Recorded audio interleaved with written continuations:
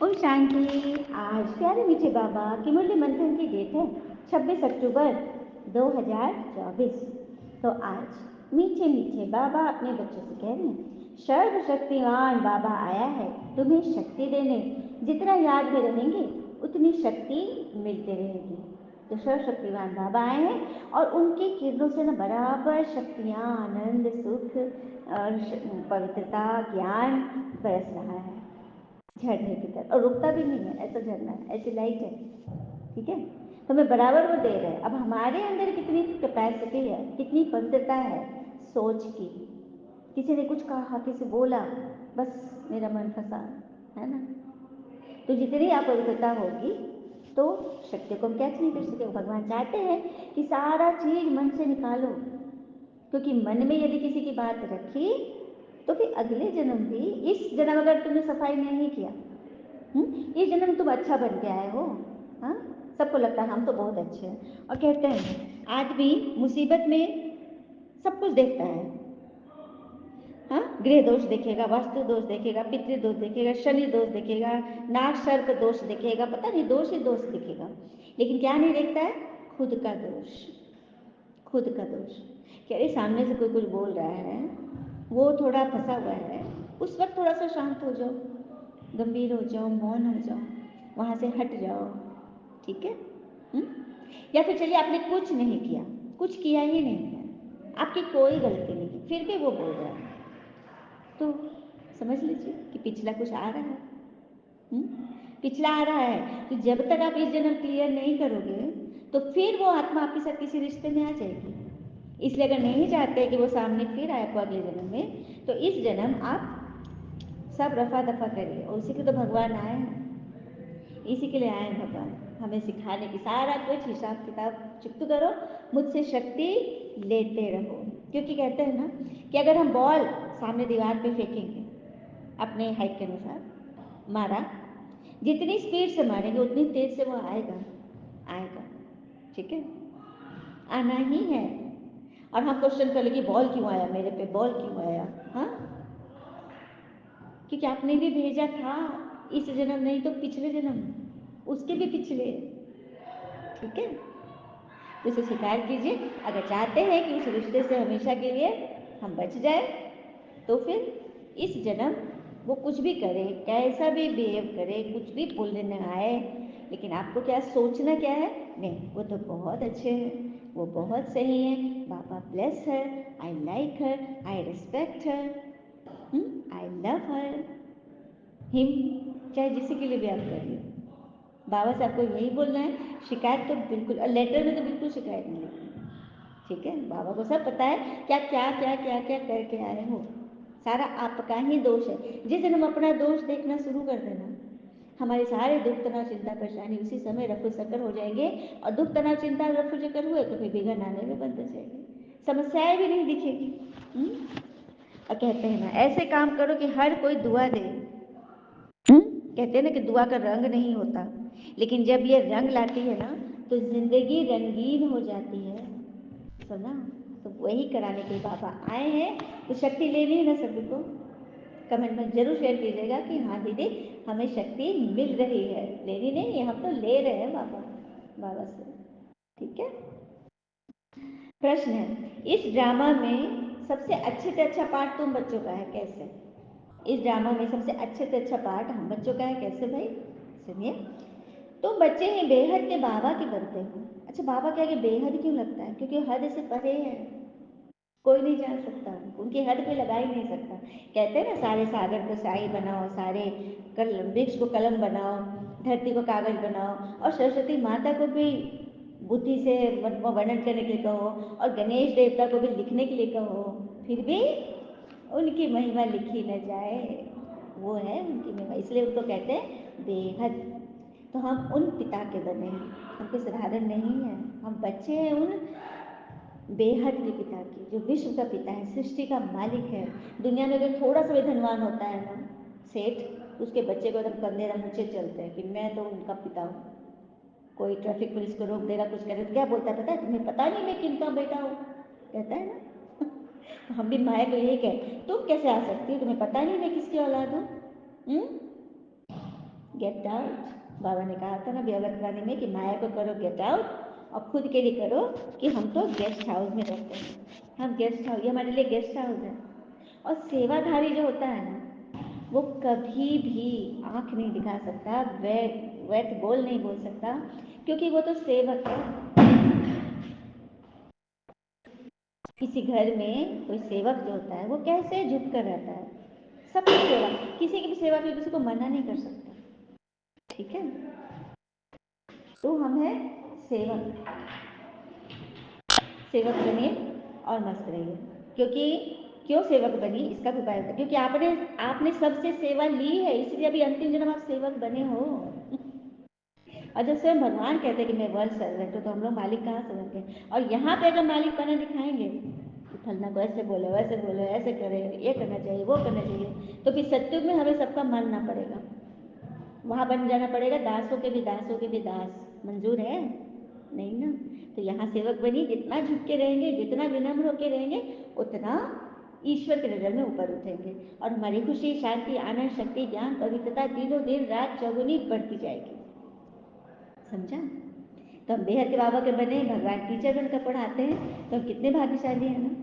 विश्व का मालिक हमारा मेहमान बनकर आया है, वो हमारे हमको सहयोग दे रहा है, हमारे सहयोग से विश्व का मालिक बना रहा है हमें। और बच्चों को बुलाया है, बच्चे ताली बजाओ, एक हाथ की ताली, दो हाथ की ताली नहीं बजानी, ठीक है, क्योंकि ताली से ताली मिलेगी तो आवाज़ होगा। कहते हैं ना किचन में, घर परिवार में अगर हम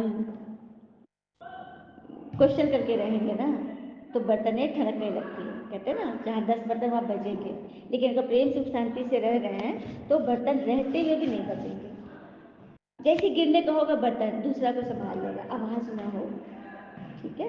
ऐसे रहना है। ओम शांति। मीठे मीठे रूहानी बच्चे रूहानी पिता के सामने बैठे हैं, शिक्षक के सामने भी बैठे और सदगुरु के सामने भी बैठे हैं। किन के सामने बैठे हैं? ये कौन आपको मुरली सुना रहा है? किनका ज्ञान है? दीदी का नहीं, शिव बाबा का, भगवान का ज्ञान है। तो हम तीनों के सामने बैठे हैं, सभी डायरी पेन लेकर बैठे हैं। कोई पॉइंट अच्छी लगी, कोई एग्जाम्पल अच्छे लगे, कोई ऐसे स्टेटमेंट अच्छा लगा जो आप जीवन में उतारना चाहते हो, तो आप लिखो, ताकि आप, क्योंकि कमेंट हम लोग सब पढ़ते हैं, कमेंट में आप लिखोगे ना तो कोई अगला जो पढ़ रहा है कमेंट लिख रहा है तो उस पर भी नजर जाएगी ना, अरे वाह ये पॉइंट तो बहुत अच्छा था, वो भी उसको पकड़ लेगा।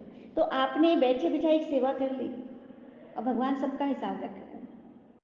किसी कितना सबको आगे बढ़ाने में निमित्त बने, उंगली दी, ठीक है।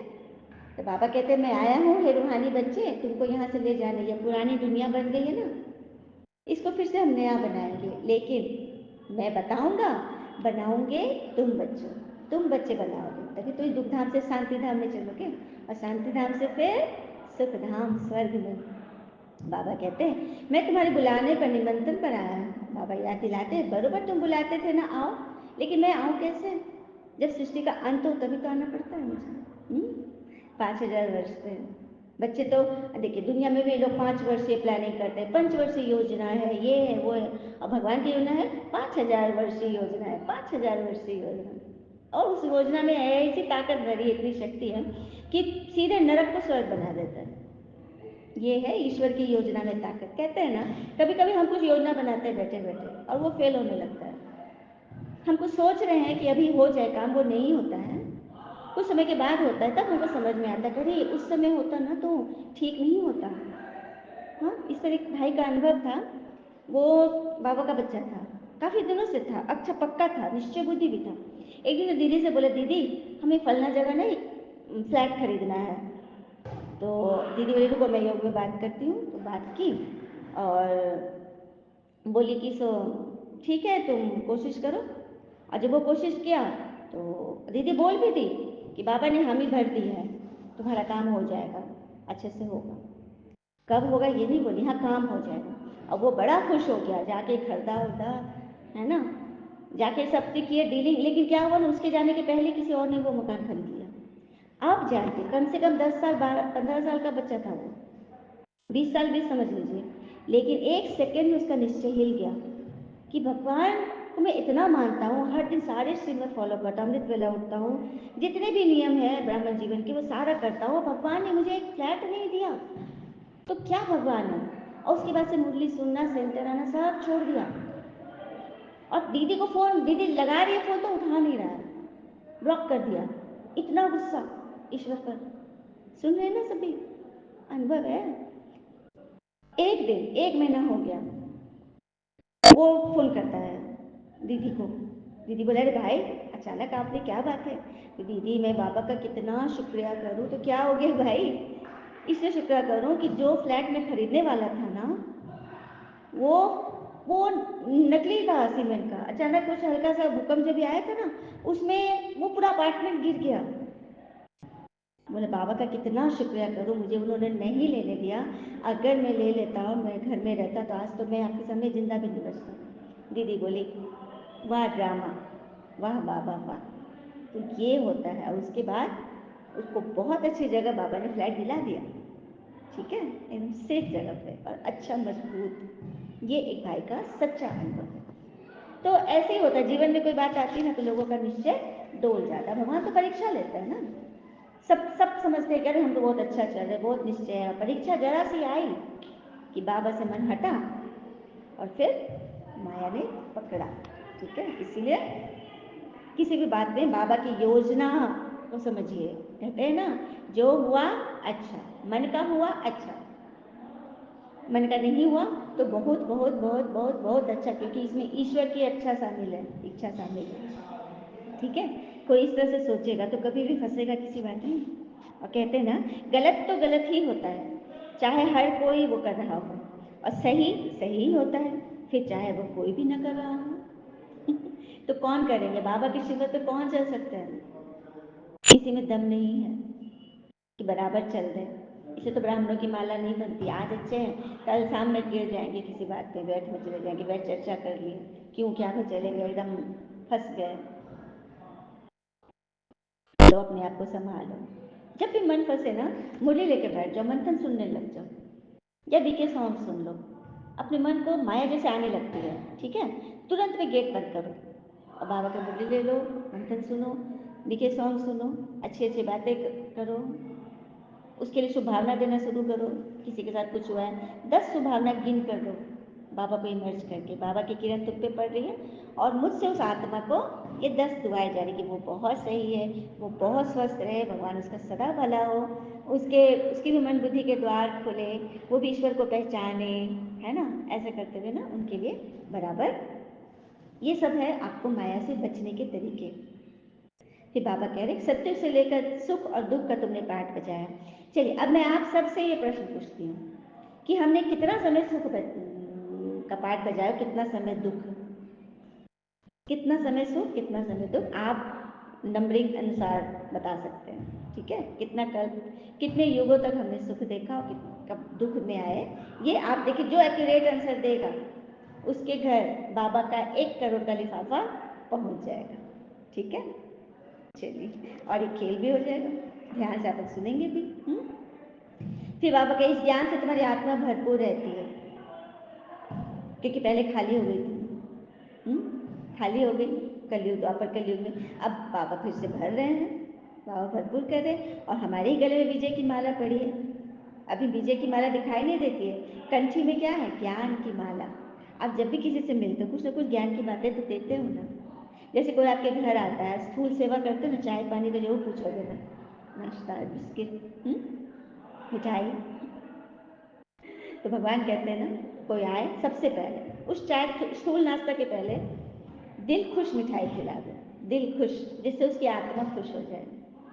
कुछ अच्छे से कर, तुरंत में उसको ब्रह्म कुमारी का परिचय नहीं देना है, शिव बाबा का भी परिचय नहीं देना है, लेकिन मन की शांति, सुकून, अच्छी बातें तो सबको अच्छा लगता है, आप दो, बता दो। बाबा सब मतलब कि नोट करते हैं, ठीक है। चलिए फिर आगे बाबा बोलते हैं, तुम जानते हो बाबा आया है ना, हम सबको स्वीट होम ले जाने के लिए। लेकिन सबसे स्वीट कौन सा युग है पता है, सबसे स्वीट है पुरुषोत्तम कल्याणकारी संगम युग।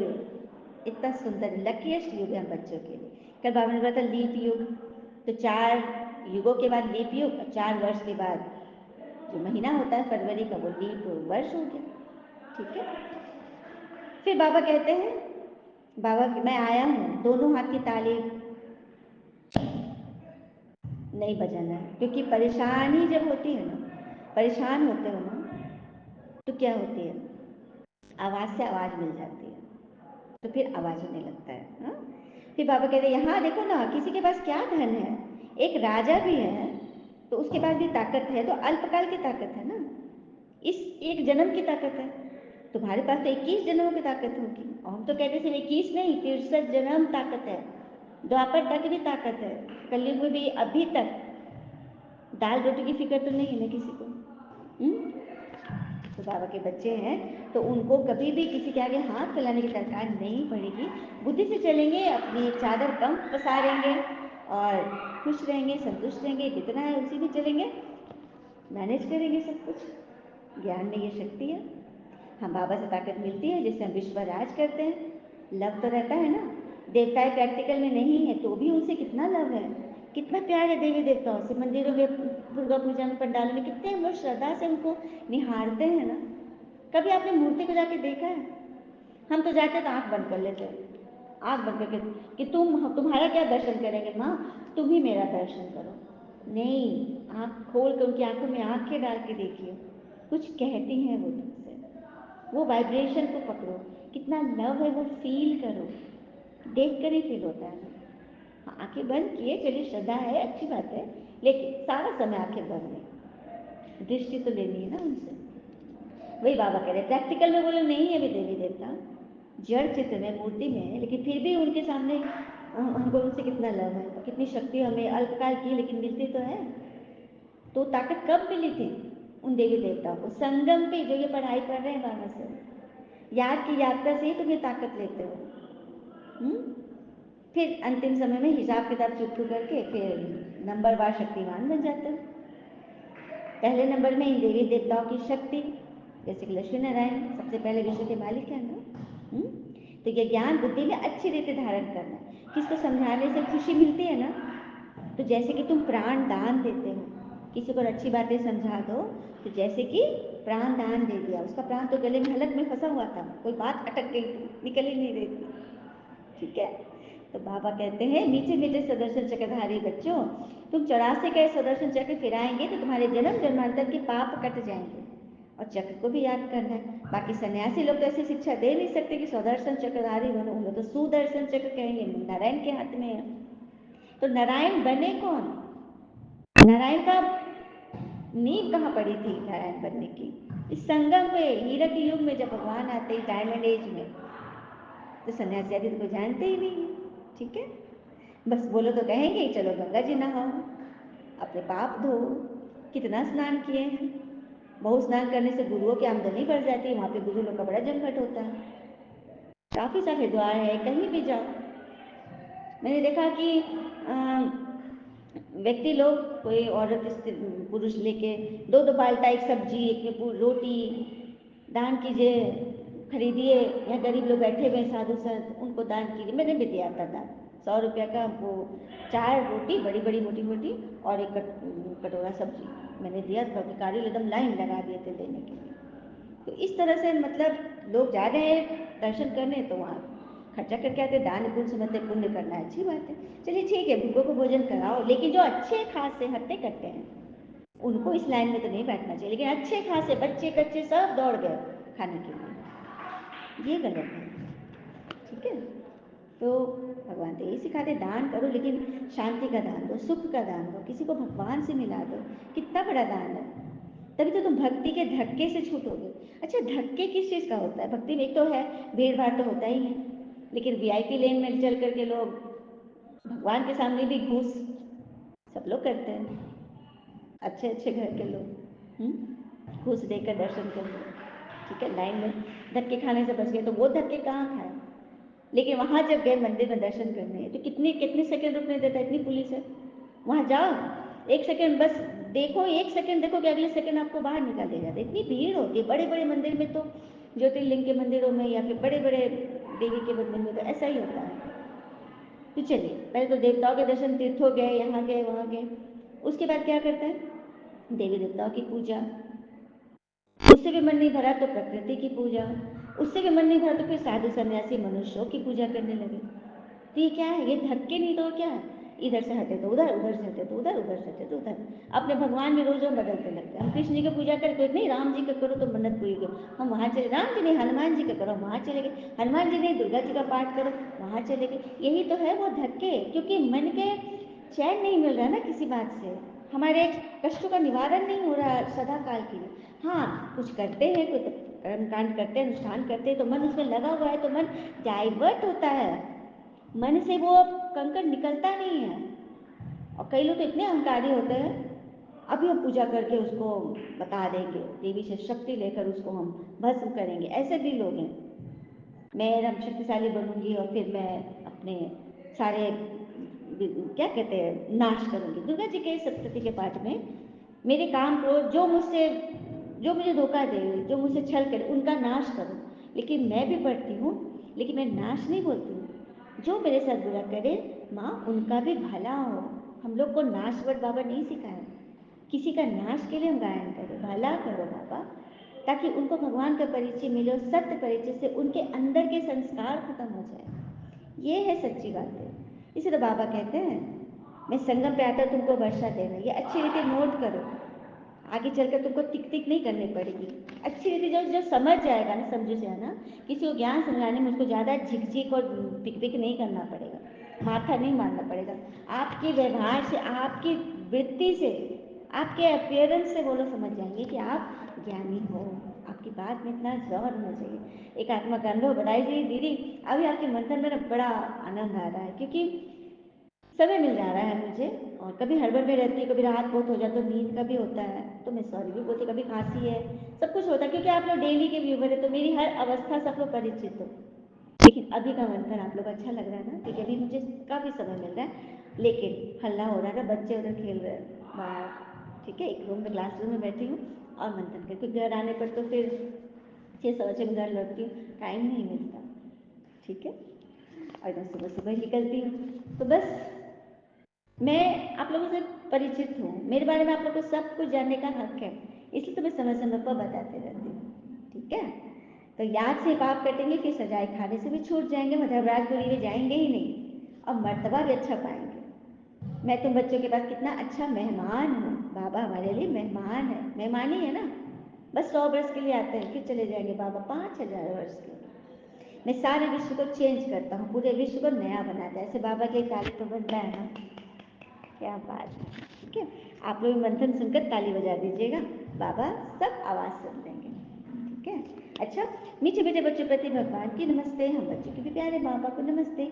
धारणा के लिए मुख्य सार पहले पॉइंट, ज्ञान को बुद्धि में अच्छी रीति धारण कर अनेक आत्माओं को प्राण दान देना है। सुना हमने, प्राण दान देना है, किसी के मन को शांति दे दो, सदा काल की भगवान से मिला दो, कितनी बड़ी प्राण दान है। स्वदर्शन चक्रधारी भी बन जाना है। दूसरी पॉइंट, इस वीर संगम पर अपनी कमाई के साथ साथ बाबा की श्रीमत पर चल पूरा वर्षा लेना है, अपनी लाइफ सदा सुखी बनानी है। स्वीर संगम पर अपनी कमाई के साथ साथ बाबा की श्रीमत पर पूरा वर्षा लेना है, चलकर अपनी लाइफ सदा सुखी बनानी है। सिर्फ अपने नहीं, वो तो स्वार्थ हो गया, औरों को भी रास्ता बताना है। किसी को नहीं समझ आ रहा, माया इतना कस के क्या क्यों कैसे ऐसे वैसे फंसाई हुई है, उसको रास्ता दिखाना है, उसके लिए दुआ करनी है, निरंतर उस आत्मा के लिए दुआ करो ताकि उसको बल मिले। हो सके तो अपना सारा पुण्य भी उसको दान कर दो कि उसकी वजह से तो भी शक्तिशाली बन जाए, है ना, ताकि ये तपस्या वो कर पाए जो कि उसके लिए ज़रूरी है। अगर अगले जन्म उस आत्मा से तो कंटैक्ट में नहीं आना है, तो इस जन्म उसे यही विधि है जो कि कोई आपको काउंसलर नहीं बताएगा, कोई वकील नहीं बताएगा, कोई डॉक्टर नहीं बताएगा, कोई साधु संत सन्यासी इंसान नहीं बता सकता, जो भगवान ये रेमेडी बताते हैं। इस जन्म ही सारा खत्म हो जाएगा, अगले जन्म कैरी फॉरवर्ड नहीं करना है तो चॉइस तो आपकी है, ठीक है। हम बच्चे तो वही बताते हैं जो बाबा हमें समझाते हैं, और हम सब उस पर चल कर कर रहे हैं। ऐसा नहीं, जब आप आगे बढ़ते हो चारों तरफ से पेपर आते हैं, लेकिन इस पेपर को क्या समझ, कल का वरदान क्या था, मनोरंजन समझने वाले संतोषी आत्मा बनो। हर एक के एक्ट से संतुष्ट हो जाओ, चाहे वो कैसा भी कर रहे हैं, कैसा भी कर आप संतुष्ट हो, और आपको समझाना भी है तो मीठे से समझाओ, प्यार से समझाओ। अगर नहीं समझने वाले हैं तो फिर किनारा, मौन हो जाओ, रूठो मत, अपने मन को दिक्कत मत दो। वरदान, सर्व वरदानों को समय पर कार्य में लगाकर फलीभूत बनाने वाले फल स्वरूप भव, सर्व वरदानों को समय पर कार्य में लगाकर फलीभूत बनाने वाले फल स्वरूप बनते हैं। तो बाप दादा द्वारा समय प्रति समय जो भी वरदान मिले उन्हें समय पर कार्य में लगाओ। सिर्फ वरदान सुनकर खुश नहीं हो जाओ कि अच्छा वरदान मिला है, आपने उसको कितना काम में लगाया, यूज कितना किया। वरदान तो अविनाशी पिता। एक कंजूस की बात बताऊं, इतना कंजूस, इतना मिलियनर था कि बड़ा कंजूस था, शरीर पे वो बढ़िया कपड़ा नहीं पहनता था, और शरीर छूटा तो सारा पैसा किसका हो गया, बाल बच्चे रिश्तेदार सब ले लिए, तो किसके लिए कमा रहा था, दूसरे के लिए ना, अपने तो कुछ खुश समझ किया ही। उसी तो भगवान में वरदान, रोज रोज वरदान मिलता है ना मुरली में। तो जब भी आप वरदान सुने ना, अपना दाया हाथ अपने सर पर फील करें और समझे कि बाबा आपको जहाँ भी है, विदेश में कहीं भी है, किसी कोने में देश विश्व के, बाबा आपके सर पे हाथ रखे और आपको वरदान दे रहे हैं। सर्व वरदानों को समय पर कार्य में लगाकर फलीभूत बनाने वाले फल स्वरूप भव। तो वरदान को बार बार स्मृति का पानी दो कि भगवान ने हमें क्या वरदान दिया। सिर्फ याद करना नहीं है, उसे अपने जीवन में कितना होता है, हर पेपर में हम कैसे पास हो जा रहे बाबा के वरदान से, यह होता है उसको समय पर कार्य में लगाना। उसको अपनी स्थिति की धूप दो, अपनी अवस्था की धूप दो। सेकंड में गिर जाना, सारा चरमरा के गिर गया, सारा कमाई लूट ली। ठीक है बच्चों, स्लोगन, विशेषताएं प्रभु प्रसाद है, इन्हें सेवा में लगाओ, बांटो और बढ़ाओ। कभी मत समझो कि हम बहुत विशेष हैं, हम बहुत नामी हैं, हमारे जैसा तो कोई नहीं है, हम कुछ नहीं है, जो कुछ है बाबा। किसी से रूठना फूलना, जोर से बोलना, रौब में आना भी नहीं है, हक नहीं। बाबा ने छुट्टी दिया है कि संडे के दिन तुम रौब में रहना, कभी बोला है? कभी नहीं। ये विशेषताएं जो हमारे अंदर प्रभु प्रसाद है, इसे सेवा में लगाओ, मीठे रूप से सत्यता और सभ्यता की चाशनी में डुबो के बांटो और बढ़ाओ। सॉरी बाबा, आज का मंथन सबसे बड़ा है लेकिन सबसे श्रेष्ठ है, ताकि ये मंथन सुनते सुनते आत्माओं को धारणा होगी। ये मुझे पक्का पक्का पक्का निश्चय है, बाबा पे निश्चय है, आप बच्चों पे निश्चय, जो भी मन से मेरा मुझ आत्मा का मंथन सुनते हैं उनके लिए करोड़ों का लिफाफा सबके घर में। ठीक है, ओम शांति। शुक्रिया बाबा, शुक्रिया बच्चे।